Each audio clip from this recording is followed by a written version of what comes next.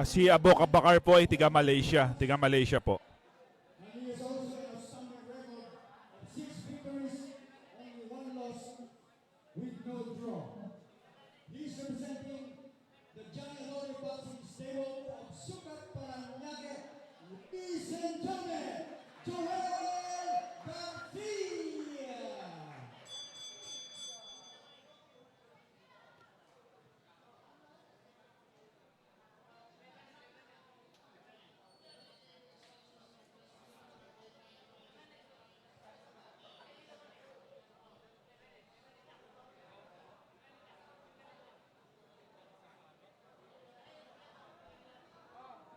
Dito na po tayo sa ating supporting main event between Joel Garcia of Johnny Elorde Boxing Stable in Sucat, Parañaque against Roger Exclamado of El Tigre Boxing Gym sa Mandaluyong City. Undefeated po yung Exclamado, yung Garcia may isang talo po sa anim na panalo.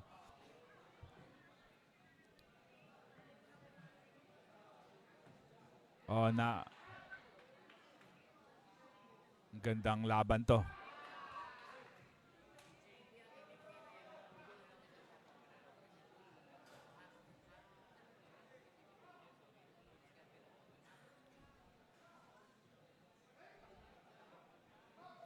Again, 6 rounds to. 6 rounds tong laban na to. Sa mga nagtatanong, 6 na rounds tong hindi, kasi yung sabi ni Rolando Leon ng Pascual, paano nangyari na draw yun? Kasi hindi natapos yung, kailangan matapos yung 4 round. Pag natapos mo yung 4 round, bago nagkaroon ng accidental headbutt, pupunta sa scorecard. Hindi pa natatapos yung 4 round, 3 round lang. So, automatically, ang decision nila doon ng Game Sim Amusement Board is unfinished yung 4 round is technical draw. Kaya naging draw yung laban. So, balik na tayo dito sa laban ni Garcia at Exclamado.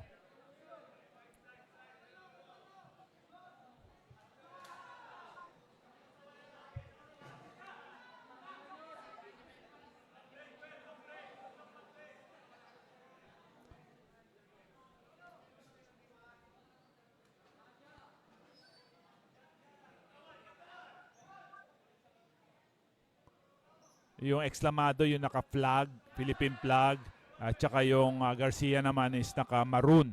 So, 1-2 combination connected for Garcia.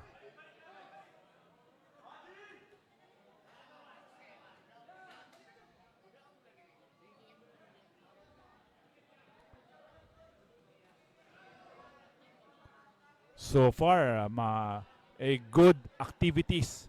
We have a good activities for both fighters. Talagang nagpapakiramdaman, although merong ganong aspect, pero they're letting their hands go.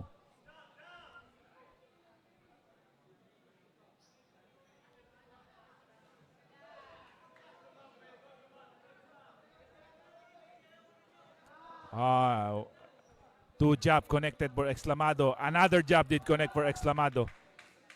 Pumasok naman yung Garcia. He's trying to target the body.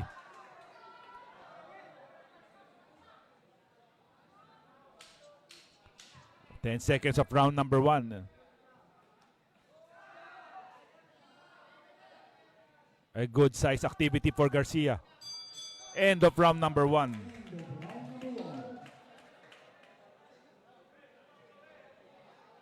Sa tingin ninyo, sino ang lamang dun sa round number 1? Kayo ba ay kay Garcia doon sa round number 1 o kayo ba kay Exclamado sa round number 1? Sino ba napipisil niyong lamang at the end of round number 1? So, ito po ang ating co-main event. Co-main event, and then tapos nito yung WBC Asia Super Featherweight Championship na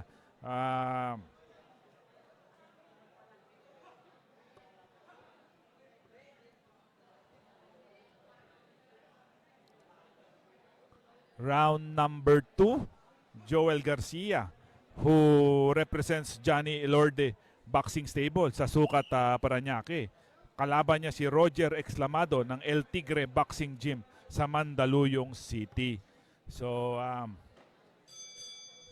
round number 2. Exclamado is keeping the jab pumping. So,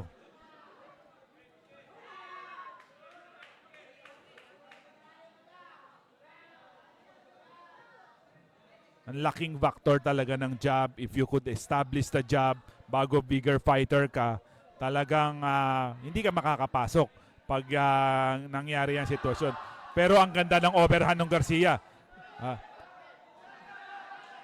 The probability that would neglect sa jab yung mga overhand. Pag tumama yung mga overhand mo, malaking bagay. Wow!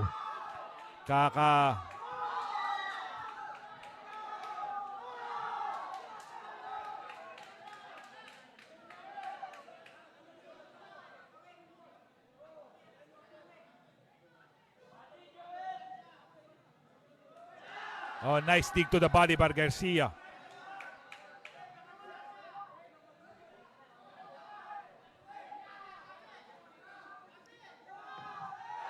Overhand, tumama Garcia.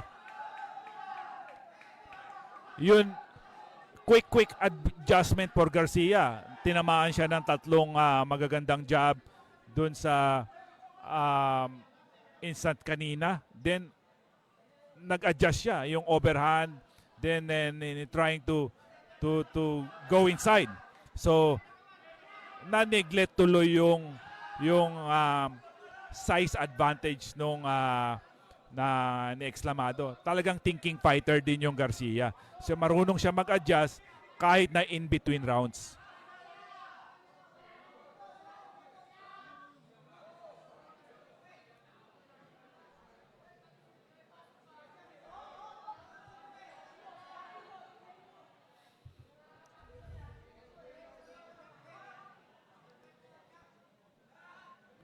.46 seconds left on round number 2. Oh, that left jab did connect for Garcia.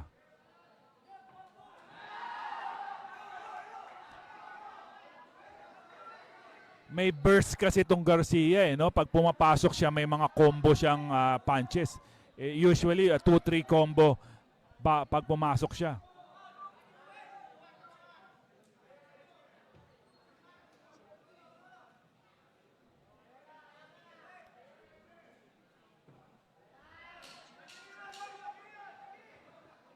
Ten seconds left on round number 2.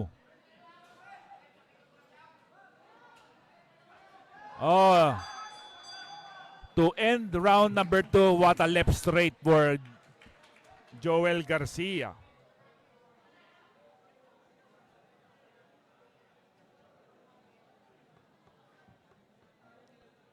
Yung mga iba sinasabi Garcia lamang. Si Mario Rustica Ricamonte, sabi niya Garcia daw ang lamang. So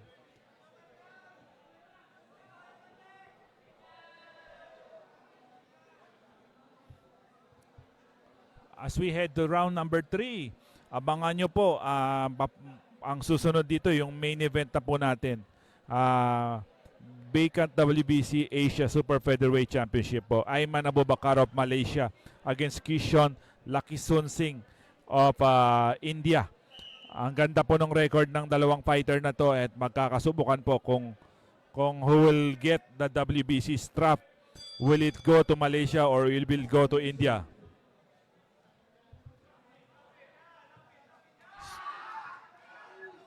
Round 3 na po tayo.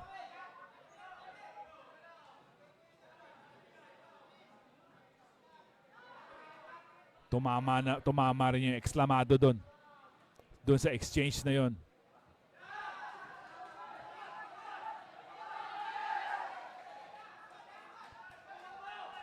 Dinadala ng Garcia sa corners gusto niyang ipitin yung Exclamado. Easier said than done but very attainable. Yung mga ganon. That body punch did connect for Joel Garcia.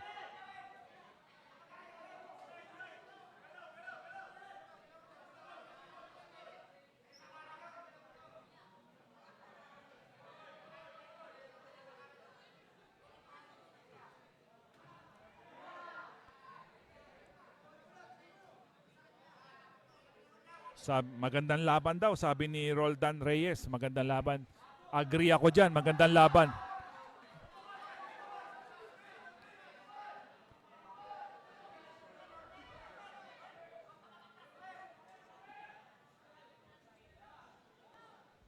Mukhang itong Garcia, mukhang gym bahay ang ano nito eh. Medyo talagang poker face, talagang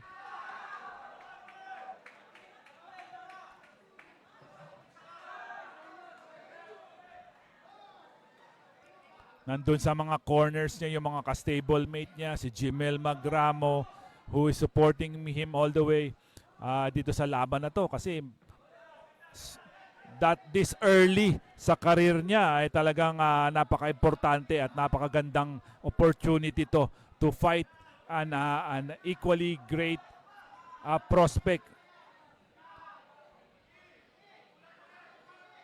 Jab by Garcia.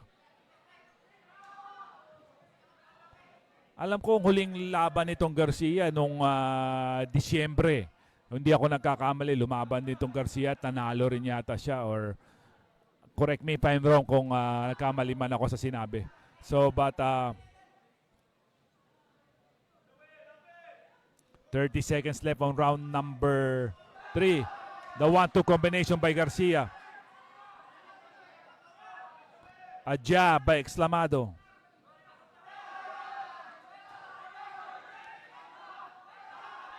Exchange of punches by two fighters.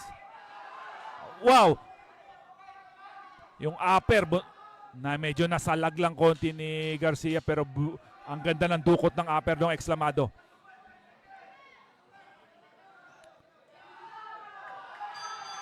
End of round number 3.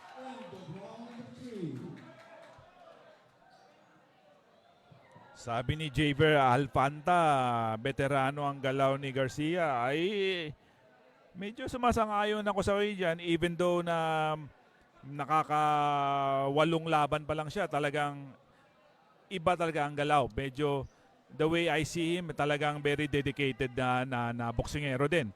I may be wrong, I may be right, pero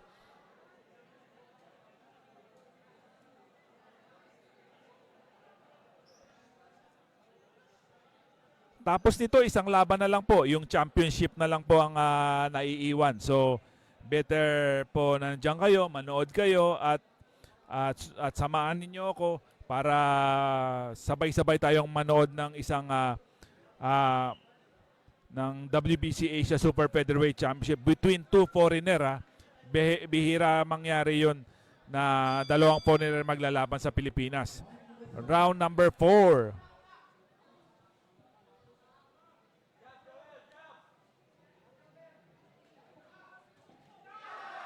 Nice body shots by Garcia.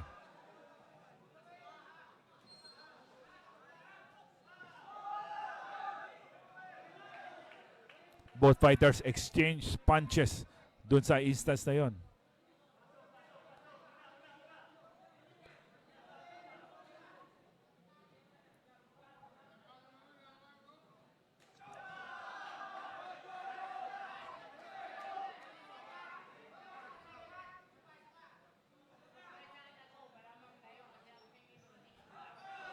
Yung body tumama kay Garcia.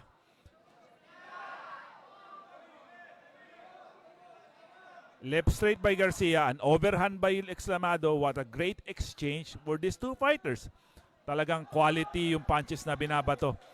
And mini-maintain ni Exclamado yung jab niya na laging nandun. Constantly scoring, constantly scoring. So, ayun yung upper pumasok for Exclamado. Ang hirap siguro iskoran tong round na to because both fighters may moments sila sa round number 3. Round number 4 should I say, I'm sorry. Yun, tumama ng straight yung Garcia.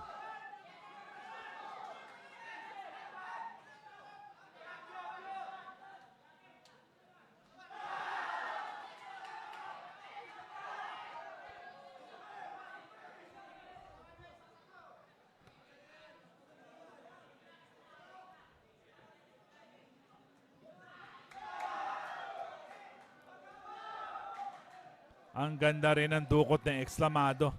Yung straight upper niya, talagang nakakatulong din sa kanya dito sa laban na to.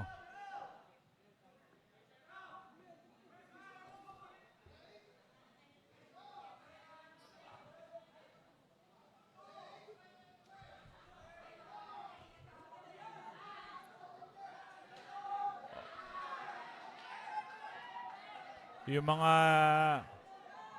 mga suntok ni Exclamado, short lang eh. Short yung uppers, short yung straight niya. It's very visible kung talagang titingnan mo maigi. Siguro pag hindi ka masyadong nakatanaw sa laban, medyo hindi mo mararamdaman o hindi mo mapapansin yung mga suntok ng Exclamado.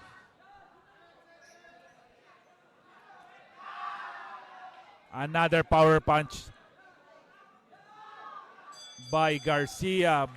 What a great action for these two young Filipino boxers.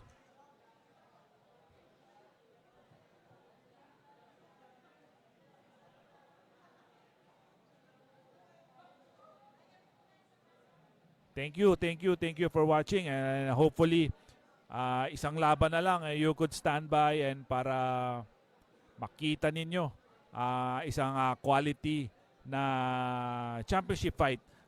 Tapos nito, nasa fifth round na to, 6 na round ang paglalabanan kasi ni Garcia at Exclamado.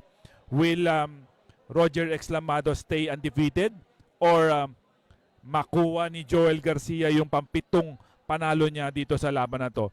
We'll see after kung matatapos ang round sa 6. We'll see by decision. Kung may babaksak sa round 5 at sa round 6, malalaman natin yan. Okay. Maraming nagko-comment na lamang daw yung Garcia. So we'll see. Both fighters are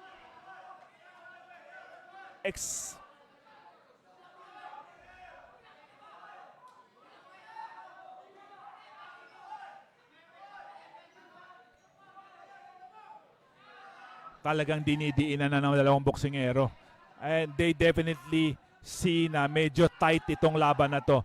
And anybody could win this fight. So both fighters are trying to get that advantage dun sa makakalaban niya.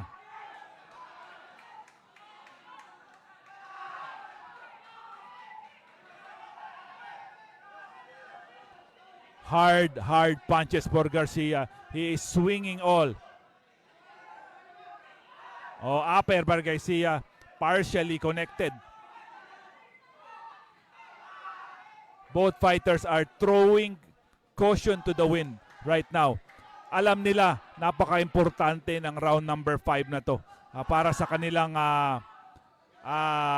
record o para sa kanila, this could be the decider. Etong 5 round, kung makuha mo yung 5, makuha mo yung 6, obviously, you have a greater chance on winning the fight.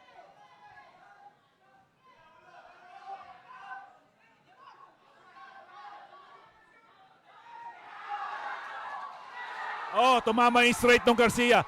Buckle, na medyo nag-buckle yung Exclamado.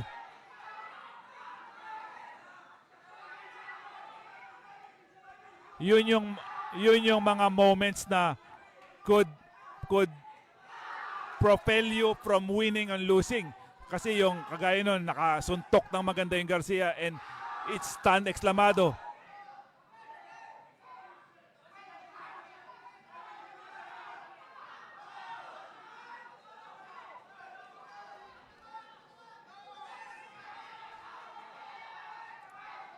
1-2 combination by Exclamado.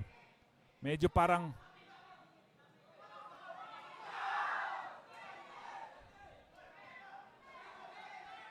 may mga judges na talagang looking for volume o punches. May mga judges na looking for harder punches. So, depende yan sa type ng judges kung ano yung mga tinitingnan nila. Pero so far, ito lang masasabi ko, napakagandang laban to.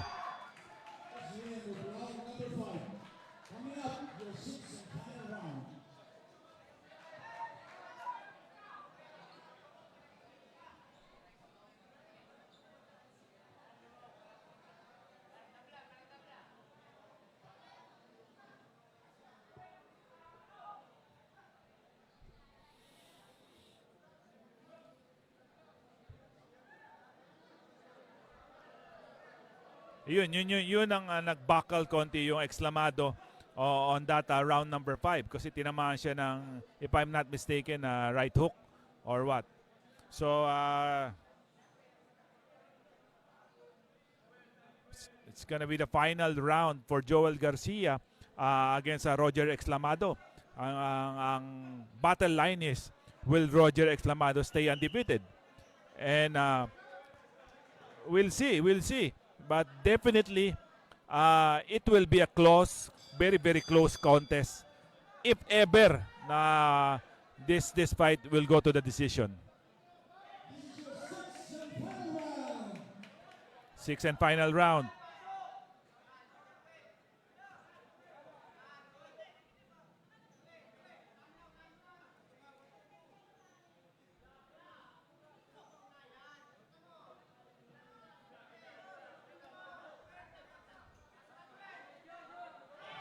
Oh, wow. Nandito na tayo sa round number 6 pero malalakas pa rin ang mga suntok ng dalawang fighter na to.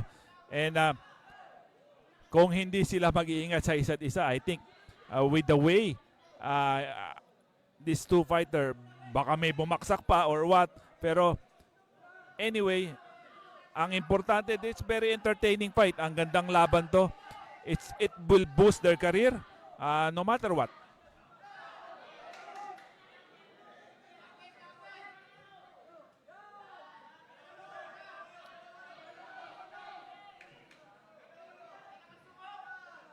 So far, wala pang tumatama ng... Oh, that left did connect for Garcia. Before I say it, tumama na si Garcia.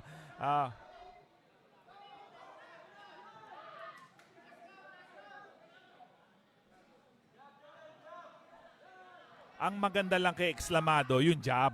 Yung jab niya constantly. So, some of the judges are looking at scoring. Kahit saan siya pumunta, binibitawan niya yung jab, binabaksak niya. So, to the eyes of different judges, scoring yun. Pero yung sa iba, I don't know. Pero, oh, that 1-2 connected by Exclamado.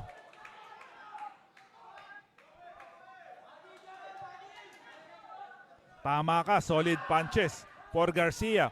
Oh yes. So probably this fight will be a volume versus the cleaner punches or stronger punches. So we'll see. We are roughly around 45 seconds left on this classic barn burner between these two Filipino warrior. Oh, that left by Garcia connected.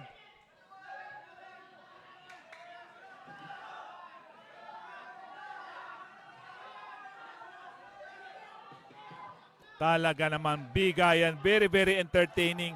Tsaka, ang ganda-gandang prelude for our main event. Garcia, Exclamado. Barely 15 seconds left. Sayang lang, 6 round lang to. Pero, baka eventually, pag nagkaharap sila ulit, maging 8 rounds na. Wow!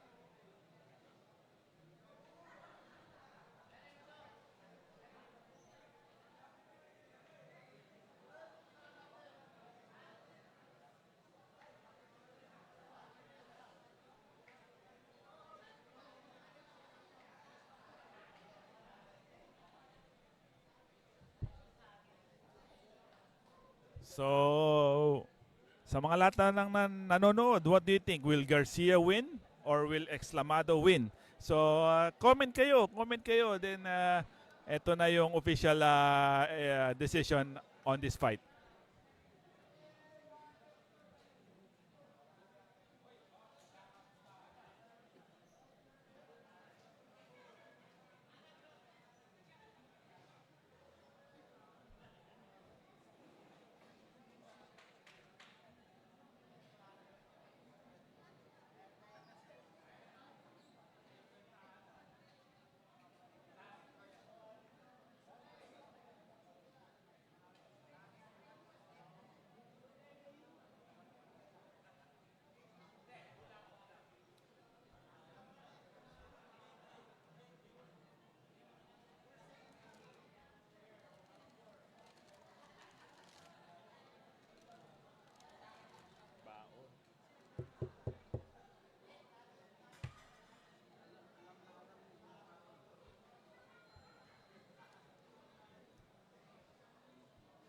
Okay, ladies and gentlemen, isa munang palakpakan para sa ating pag-ibig na boxer.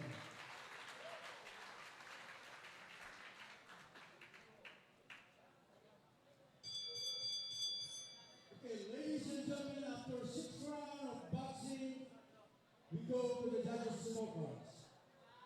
Judge Eduardo Nobleza has it 57 to 57. He has it even. Judge Sylvester Baisa scores it 59 to 55. And Judge Elmer Costillas has it 58